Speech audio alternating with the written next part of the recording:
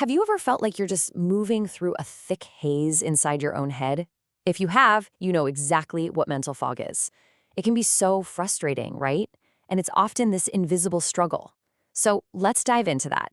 The whole point here is to give this experience a name, to really understand its architecture, so we can finally start to restore some clarity. So, what does that fog actually feel like? Well, on a personal level, it's that sensation of being blocked. You feel scattered, disoriented. It's like you can't quite find yourself inside your own mind. It's a really strange feeling, almost like being lost inside your own home. Okay, and this is so important to hear.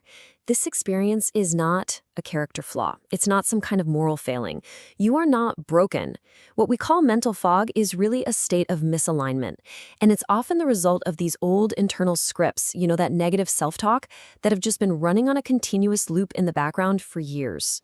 So how does this even happen, right? Well, let's introduce a really core concept here: mental furniture. Think of it this way.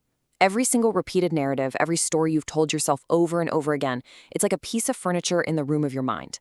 And after a while, these stories, they stop feeling like just thoughts. They start to feel like solid, heavy objects, and they take up real estate.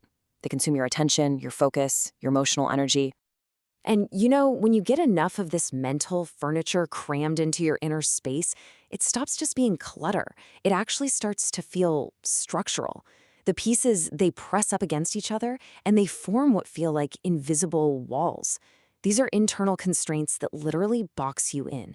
They make your world, your options, feel so much smaller than they actually are. So what happens when you're living inside this internal room full of fog and walls? Well, it creates a pretty significant blind spot in your own self-perception. You literally can't see the structures that are shaping your experience. And this is what sustains that victimhood posture, that deep, pervasive feeling that life is just happening to you. Now, let's be really clear. The villain here isn't some kind of evil inside of you. It's simply autopilot. It's the automatic, unconscious replay of these old, imposed scripts and just overcrowding thoughts.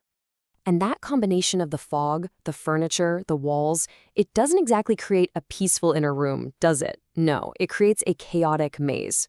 This is where those confusion loops live. The same thoughts just spiraling over and over and over again. It's the source of that deep disorientation that makes it feel almost impossible to make a clear decision or even just sustain your focus. And look, living inside this maze, it has real costs. This state, it actively restrains your growth. It blocks access to your true potential. It keeps you completely bound to past versions of yourself, just replaying old dynamics. And in a strange way, it is a form of protection. It keeps you safe inside a zone of limitation. But it is an incredibly expensive form of safety. And the price you pay is your own expansion.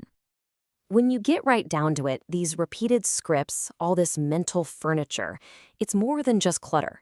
It becomes the actual functional blueprint for your day-to-day reality.